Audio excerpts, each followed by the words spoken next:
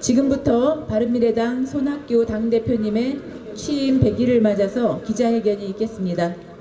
먼저 대표님께서 발언을 해주시고 발언이 끝난 이후에 언론인 여러분들과 질의응답 시간을 갖도록 하겠습니다. 존경하는 국민 여러분, 사랑하는 바른미래당 당원 동지 여러분, 오늘 제가 바른미래당 대표로 취임한 지 100일이 되었습니다. 무엇보다 오늘 제가 이런 자리에서 이런 모습으로 국민과 당원 그리고 언론인 여러분을 뵙게 된 것을 송구스럽게 생각합니다. 저는 당대표에 취임하면서 개혁적 보수와 미래형 진보를 아우르는 중도개혁의 통합정당을 만들어 이 나라 정치개혁을 이루고 민생경제를 일으켜서 국민이 함께 잘 사는 나라를 만들겠다고 약속했습니다.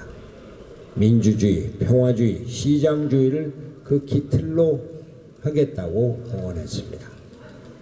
이를 위해 당내 통합과 개혁 그리고 연동형 비례대표제의 정치개혁을 이루겠다고 말씀을 드렸습니다.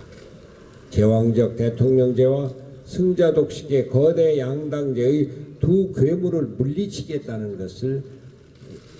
물리치겠다는 것은 그 전제였습니다. 여의도를 가로막고 있는 더불어민주당과 자유한국당의 두 마리 큰 곰과 싸우는 것은 우리의 숙명이었습니다. 경제는 저희 바른미래당에게는 가장 큰 과제로 문재인 정부에게 끊임없이 소득주도 성장의 폐기와 최저임금의 동결, 탄력 근로제 기간 확대와 노동의 유연성 확대를 강조해 왔습니다. 우리의 끈질긴 주장대로 정책실장과 재경부 장관은 경질되었지만 대통령의 경제 철학은 바뀌지 않았습니다. 대통령은 경제는 시장에서 일자리는 기업이 만든다는 경제 철학으로 바꾸고 이를 위해서 일자리위원회, 일자리수송, 소득주도 성장위원회와 같은 옥상옥 기구를 없애라고 요구해왔던 것입니다. 지난번 경제수장의 경질 때는 정책실장은 이번에는 임명하지 말아라 이렇게까지 요구를 했었으나 들어지진 않았습니다. 바른미래당 소속 국회의원들의 활동도 활발해서 우리 당이 김관영 원내대표가 주도해서 채용비리 국정조사를 이끌어냈고 윤창호법, 대학교 강사법 등을 제정을 했습니다.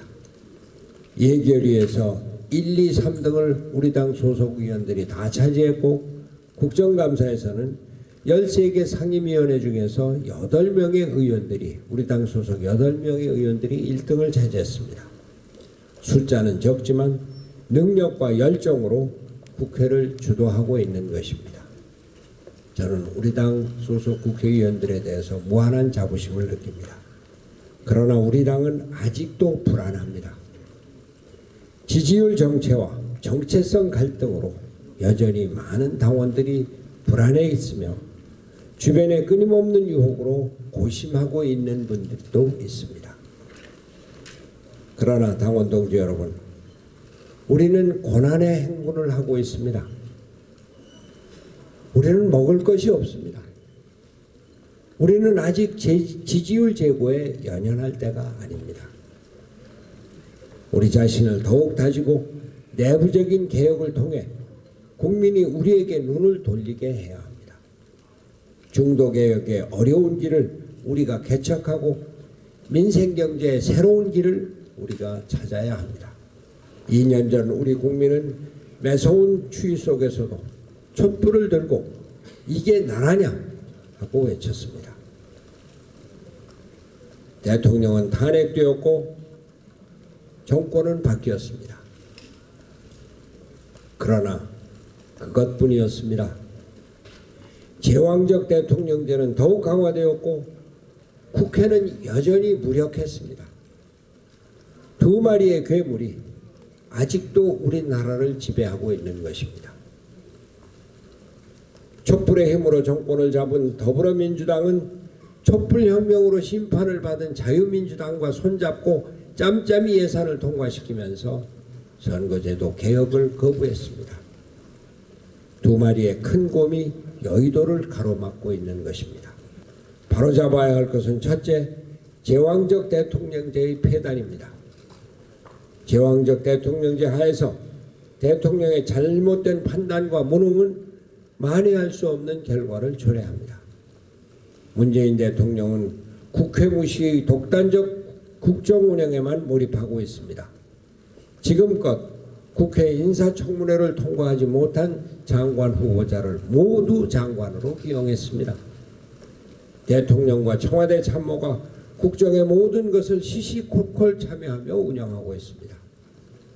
과정은 공정할 것, 결과는 정의로울 것이라는 대통령의 말은 수사에 지나지 않았습니다. 둘째, 승자독식 양당제의 폐단입니다.